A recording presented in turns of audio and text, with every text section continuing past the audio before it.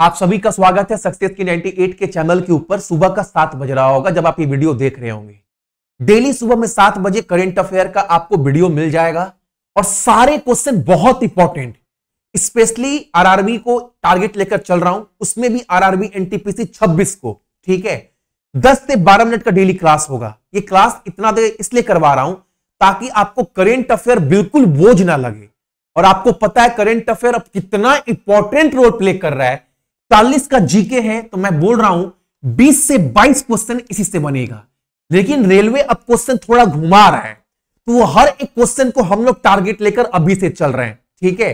इसका पीडीएफ आपको daily free में टेलीग्राम के ऊपर मैं दे देता हूं। एक बात और, जितने लोग भी सक्सेस की 98 ऑफिशियल एप्लीकेशन पर आरआरबी एनटीपीसी 26 वाला जो ब्रह्मास्त्र कोर्स लिए हो ना दोस्त, इसमें वीकली लाइव टेस्ट होगा। इसी क्लास का जो सप्ताह भर मैंने पढ़ाया उसका एक लाइव टेस्ट होगा। और एक बात, ऐसा नहीं ना जो डेली क्वेश्चन करवा रहा हूं पूरा डिटो छाप दूंगा, थोड़ा क्वेश्चन घुमाऊंगा भी ना तो आपको आंसर देना है, ताकि जैसे रेलवे क्वेश्चन पूछ रहा है ना आप ये बोल पाओ एग्जाम में क्वेश्चन तो पढ़ कर गए लेकिन थोड़ा घुमाया भी ना तो जीतू भैया हमको उस लायक तैयार कर कर एग्जाम देने भेजे हैं दोस्त, ठीक है। ये बात याद रखना।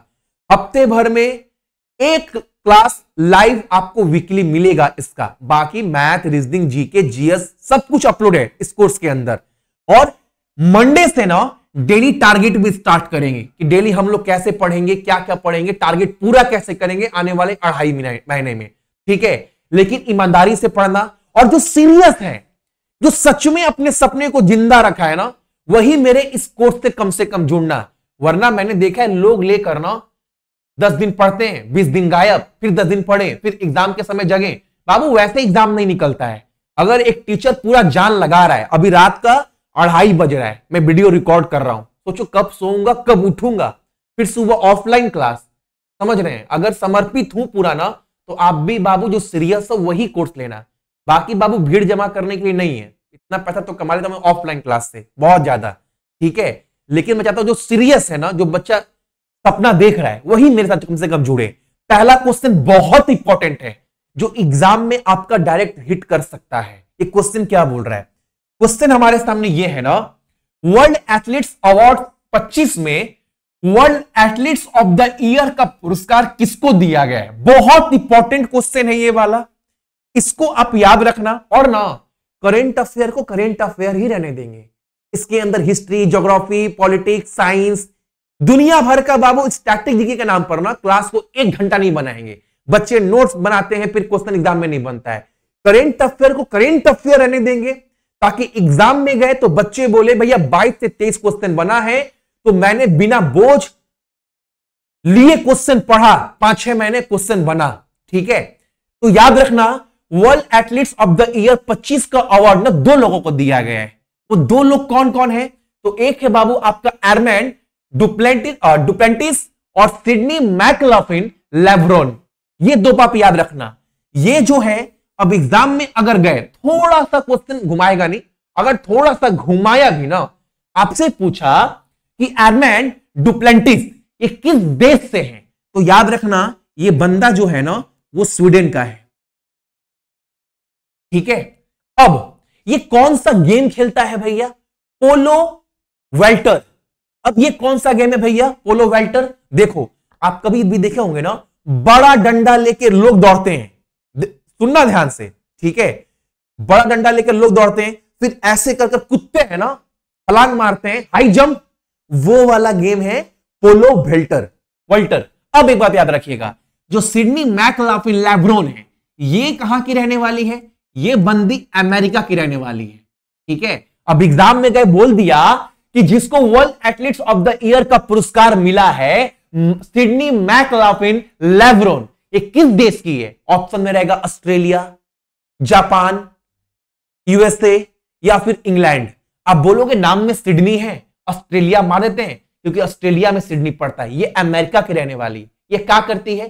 क्या करती है? दौड़ती है, रेसर है, हर्डल गेम खेलती है, ठीक है। अगला क्वेश्चन हमारे सामने क्या है? National institute research and development council ने हाल ही में इन डेप्थ लॉन्च किया है। इसका उद्देश्य क्या है? अब देखो क्वेश्चन जैसे रेलवे पूछ रहा है वैसे हम लोगों को पढ़ना पड़ेगा। अब एग्जाम में गए और बोल दिया जो नया एप्लीकेशन आया है, जो नया पोर्टल आया है जिसका नाम है INDEP, इसका उद्देश्य क्या है? तो याद रखना आप सभी, ये ना एक सिंगल पोर्टल है, ठीक है। MSME के लिए एक डिजिटल सिंगल विंडो प्लेटफॉर्म है। अब ये क्या करेगा? एक प्लेटफॉर्म बनाया गया है माइक्रो स्मॉल मीडियम इंटरप्राइजेस, जितने भी छोटे छोटे व्यापारी है, ठीक है, या मध्यम वर्ग के जो व्यापारी हैं, उनको व्यापार आसान बनाने के लिए एक पोर्टल बनाया गया है ताकि वो जो भी प्रोडक्ट के, जो भी सामान के व्यापार करते हैं उस सामान का हर एक जानकारी, मान लो ये सामान मैं कलकत्ता में बना रहा हूं और ये सामान मुझे दिल्ली बेचना है, तो वहां से वहां तक कैसे पहुंचेगा, मतलब उसके बिजनेस को आसान बनाने के लिए ना ये पोर्टल लॉन्च किया गया है। जितने भी छोटे व्यापारी हैं, ठीक है, माइक्रो स्मॉल मीडियम इंटरप्राइज, इन व्यापारियों के लिए। तो इसका उद्देश्य क्या है? ऑप्शन नंबर बी आपको क्लियर हो गया होगा। अगला प्रश्न हमारे सामने क्या है? नई दिल्ली में सारस आजीविका फूड फेस्टिवल 25 का उद्घाटन किया गया। सबसे पहला बात याद रखना आप सभी, ये जो सारस आजीविका फूड फेस्टिवल है इसका उद्घाटन कहां पर हुआ? नई दिल्ली में। किसने किया? हमारे कृषि मंत्री शिवराज सिंह चौहान के द्वारा, ऑप्शन नंबर सी, ठीक है। अगला क्वेश्चन हमारे सामने क्या है? दिसंबर 25 में किसे भारतीय रिजर्व बैंक ऑफ इंडिया का नया एग्जीक्यूटिव डायरेक्टर बनाया गया है? रिजर्व बैंक ऑफ इंडिया का नया एग्जीक्यूटिव डायरेक्टर कौन बना है? नाम याद रखना है सिर्फ, Usha Janaki Raman, option number B, ठीक है। अगला क्वेश्चन हमारे सामने क्या है? विश्व बैंक समूह के मैनेजिंग डायरेक्टर और चीफ नॉलेज ऑफिसर के रूप में किसे अपॉइंट किया गया है? यानी जो विश्व बैंक का ग्रुप है ना, उसका मैनेजिंग डायरेक्टर और चीफ नॉलेज ऑफिसर के रूप में किसे नियुक्त किया गया है? उनका नाम क्या है? उनका नाम है पैस्कल डोनोहो। क्या नाम बोला मैंने? पैस्कल डोनोहो, बस, और कुछ नहीं पढ़ना है क्वेश्चन से। अब एक क्वेश्चन पूछ सकता है, पैस्कल डोनोहो को जो मैनेजिंग डायरेक्टर बनाया गया और चीफ नॉलेज ऑफिसर विश्व बैंक समूह का, वो किस देश के रहने वाले हैं? तो ये याद रखना, ये आयरलैंड के हैं। कहां के? ये आयरलैंड के रहने वाले हैं, ठीक है। अगला प्रश्न हमारे सामने क्या है? बहुत इंपॉर्टेंट क्वेश्चन। राष्ट्र व्यवस्थित शिक्षा और परीक्षण परिषद द्वारा किस फाउंडेशन को अवार्डिंग बॉडी, जिसको स्टैंडर्ड बोला जा रहा है, के रूप में आधिकारिक मर्यादा दी गई है, जो पूरे भारत में जितने भी अच्छा, ये क्वेश्चन क्या बोल रहा है? अब क्वेश्चन का लेवल भी पढ़ना ऐसे पड़ेगा जो रेलवे पूछ रहा है। अब क्वेश्चन क्या बोल रहा है? क्वेश्चन ये बोल रहा है ना, एक संस्था है, संस्था का नाम क्या है बाबू? संस्था का नाम है national council for vocational educational and training.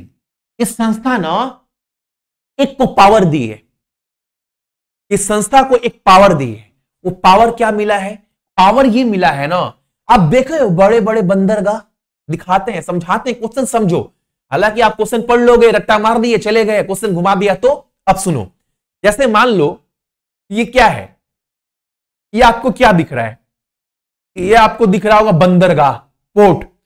अलग अलग कंट्री से, अलग अलग देश से यहां सामान, मान लो ये इंडिया का पोर्ट है, इंडिया का बंदरगाह है, चाइना सामान आया, चाइना अमेरिका सामान आया, जापान सामान आया, ऑस्ट्रेलिया सामान, सब इंडिया के पोर्ट पर सामान आ रहा है।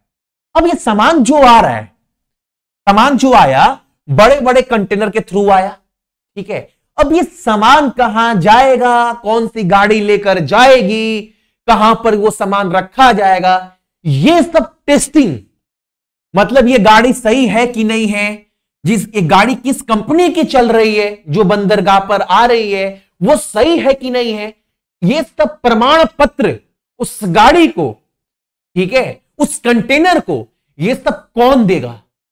ये पावर ना एक कंपनी को दे दिया गया है। भारत में जितने भी बंदरगाह है, जो जितने भी पोर्ट है, उस पर जितने भी सामान आते हैं, वो कहां जाएगा, किसके पास जाएगा, कैसे पहुंचेगा, इन सब का पावर ना एक कंपनी को दे दिया गया है। अब वही कंपनी ना, रद्द क्यों करने लगा, अब वही कंपनी ना पूरा प्रमाण देगी इस कंपनी को यार।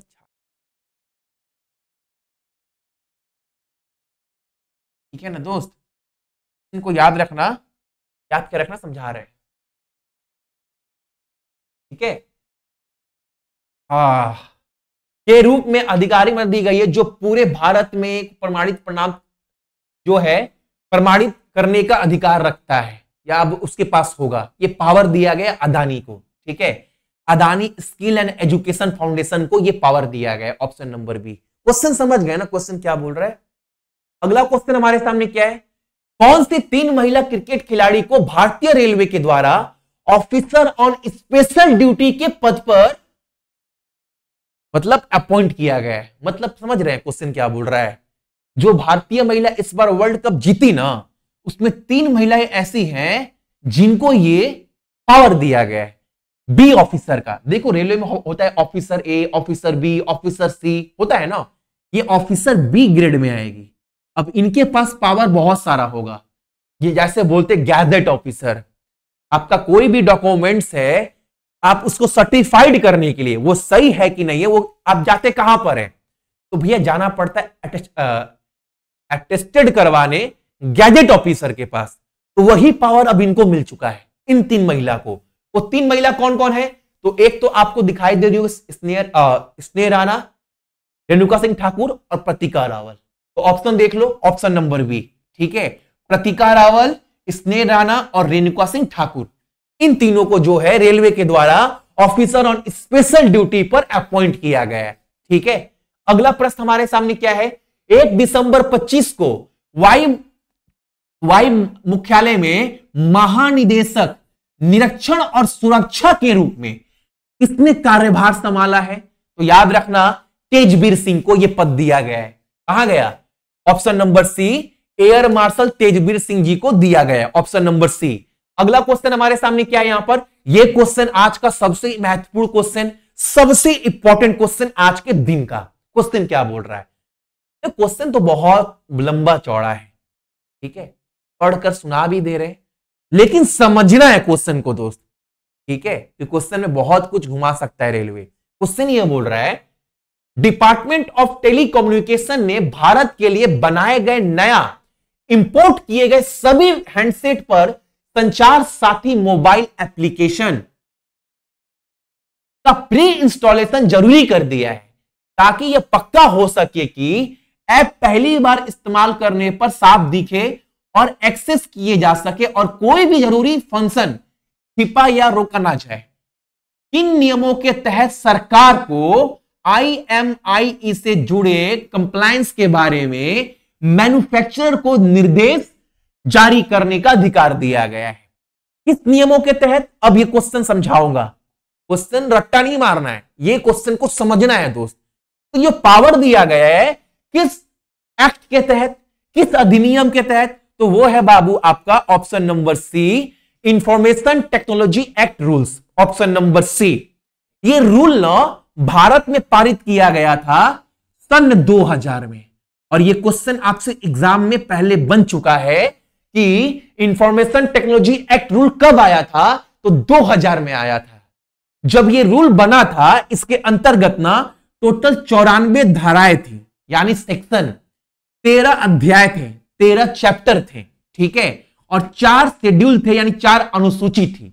तो आपको 2 पॉइंट याद रखना है पहले क्वेश्चन से। समझाऊंगा, अभी क्वेश्चन समझाया नहीं हूं, समझा रहा हूं। ये जो सब चीज हो रहा है ना, ये किस नियम के तहत हो रहा है, तो ये हो रहा है इंफॉर्मेशन टेक्नोलॉजी एक्ट रूल के तहत। जब ये रूल बना था आपका सन 2000 में, अक्टूबर के महीने में जब ये रूल बना था, तो कुल 94 धाराएं थी, सेक्शन, 13 अध्याय, 13 चैप्टर और 4 क्या थे, 4 शेड्यूल थे, अनुसूची। पीडीएफ में सब डाल दिए। ठीक है, अब क्वेश्चन क्या बोल रहा है, भारत में जितने लोग भी फोन इस्तेमाल करते हैं ना, अब हर इंसान के फोन में क्या रहेगा, ये एप्लीकेशन आ जाएगा। भैया हम तो नया, मेरा तो पुराना फोन है ना, आपकी किसी कंपनी का फोन होगा, वीवो का होगा, ओप्पो का होगा, सैमसंग का होगा, नोकिया का होगा, कोई भी कंपनी का फोन होगा। अब उस कंपनी को निर्देश दिया गया है, ठीक है, कि 90 दिन के अंदर सॉफ्टवेयर को अपडेट करना, हर आपका फोन कोई भी नागरिक इस्तेमाल कर रहा है, उस फोन में इस एप्लीकेशन को डालो 90 दिन के अंदर। ठीक है, वो दिन का लिमिट मतलब अल्टीमेटम कब तक दिया गया है? 90 दिन तक। जितनी भी बड़ी बड़ी कंपनी फोन बनाती है, जिसके फोन भारत के लोग इस्तेमाल करते हैं, उनको 90 दिन का टारगेट दिया गया है। 90 दिन के अंदर सॉफ्टवेयर अपडेट कर हर नागरिक के फोन के अंदर ये एप्लीकेशन डालना है और 120 दिन के अंदर पूरा का पूरा रिपोर्ट सबमिट करना है भारत सरकार को कि हमने ऐसा कर दिया है। अभी जब एप्लीकेशन आपको, सरकार तो बहुत कुछ बोलती है, पता नहीं क्या करेगी, किसी को कुछ नहीं पता है। जो बोलती है थोड़ी ना करती है। सरकार बोल रही है ना, ये एप्लीकेशन आने से ना हर नागरिक का फोन सुरक्षित रहेगा, धोखाधड़ी वगैरह वगैरह, चोरी चुहार सबसे नागरिक को क्या बचाया जाएगा। यही सब सरकार बोल रही है कि ये एप्लीकेशन का बहुत सारा फायदा है। आपके फोन में जितना भी फ्रॉड होता है, साइबर क्राइम होता है, वो सबसे हर नागरिक को अब सेव रहेंगे। ये फोन डाल दो एप्लीकेशन। पता नहीं सरकार अब क्या लेना चाहती है आम नागरिकों से। ठीक है, समझ गए ना क्वेश्चन क्या बोल रहा है। अगला क्वेश्चन हमारे सामने, ठीक है, कौन सी योजना ने हाल ही में, इंपॉर्टेंट क्वेश्चन आज का ये वाला भी, 8.36 करोड़ नामांकन पार किए हैं, जैसे कि वित्त मंत्री हाल ही में ये बात आई है। इस योजना के तहत ना अभी तक टोटल कितने यूजर हैं, टोटल कितने नागरिक है जो इस योजना से जुड़ चुके हैं? कितना? 8,34,00,000। वो योजना का नाम क्या है? अटल पेंशन योजना, ऑप्शन नंबर बी, याद रखिएगा। अच्छा, अटल पेंशन योजना कब आया था? ये आया था आपका 2015 में। ठीक है, चलो अगला। और क्या योजना है? प्रधानमंत्री जीवन ज्योति बीमा योजना, ये भी बाबू कब आया था? 2015 में आया था। प्रधानमंत्री सरस योगी, अच्छा ये योजना कब आया था? ये आया था बाबू 2019 में आया था। उसके बाद नेशनल पेंशन सिस्टम, ये सन 2004 में आया था। ठीक है, ये भी याद रखना है, बाकी वाला भी याद रखिएगा, कम से कम ये याद रखना। नेशनल पेंशन सिस्टम ये बहुत बार पूछता है, ये कब आया था? ये 2004 में आया था। ठीक है, अगला क्वेश्चन हमारे सामने क्या है यहां पर? प्रधानमंत्री कार्यालय, जिसको हम लोग बोलते थे पीएमओ, ठीक है, का नया नाम क्या रखा गया है? सरकार बोली है ना, हम 11 साल में हम लोग बहुत सेवा कर दिए, रोजगार दे दिए, महंगाई बहुत कुछ कर दिए। अब इतना सेवा करने के बाद ना एक काम करते हैं, अपने ही आप खुद को देते हैं उपलब्धि।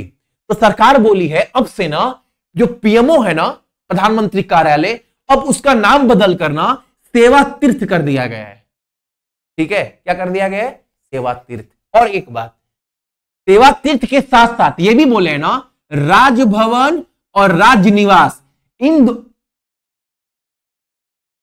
लोक भवन और लोक निवास, दो नाम और चेंज किया गया। देख रहे हैं, एक तो याद रखिएगा आप सभी, प्रधानमंत्री कार्यालय का नाम बदल क्या रखा गया है? तो सेवा तीर्थ। ठीक है, और राजभवन का नाम चेंज कर राजनिवास और लोक भवन लोक निवास। तो ये भी याद रखना, ये भी नाम चेंज किया गया है। तो आज क्लास कितनी देर का हुआ दोस्त? यार 18 मिनट क्लास चल कैसे जा रहा है? हम यही सोच रहे हैं, क्योंकि मेरा टारगेट है 12 से 13 मिनट, इससे ज्यादा टाइम आपको नहीं देना है। ब्रश कर रहे हो, घूम रहे हो, फिर रहे हो, क्लास खत्म। इतने देर ही पढ़ना है, ईमानदारी से पढ़ना है लेकिन। ठीक है, सभी को बहुत बहुत गुड मॉर्निंग। अपना ख्याल रखिएगा, प्रधानमंत्री का ख्याल रखिए, अपने परिवार का ख्याल रखिएगा, ठीक है, मम्मी पापा का ख्याल रखिएगा। और ब्रह्मास्त्र कोर्स अगर नहीं लिए हो तो ले लेना, लेकिन लेना वही जो सीरियस है दोस्त, क्योंकि अब ना 3 बजने वाला रात को सोएंगे, 4 घंटे सोएंगे, फिर ऑफलाइन क्लास में लग जाएंगे। ठीक है, तो कोर्स अगर दिए हैं, मेहनत कर रहे हैं ना, तो मेरा मेहनत एकदम सही बच्चे तक पहुंचे, ताकि उसको जो भी चीज बताएं वो बात सुने और करे और बोले भैया सच में 1 महीने के अंदर ना मेरे अंदर बहुत बदलाव आया है और मेरा नंबर ना कम से कम 70-72 पहुंचने लगा है, ये आप बोल पाओ। क्योंकि भाई एग्जाम ना सही मायने में रेलवे का 2 से 2.5 महीने की तैयारी का ही होता है। बोलने वाले बोलते हैं साल भर, 6 महीना, पता नहीं लोग क्यों बोलते हैं, लेकिन तैयारी जैसे करोगे ढंग से ना, आपको एहसास होगा कि भैया बहुत दिन का तैयारी नहीं है, अगर ईमानदारी से पढ़ा जाए तो। ठीक है,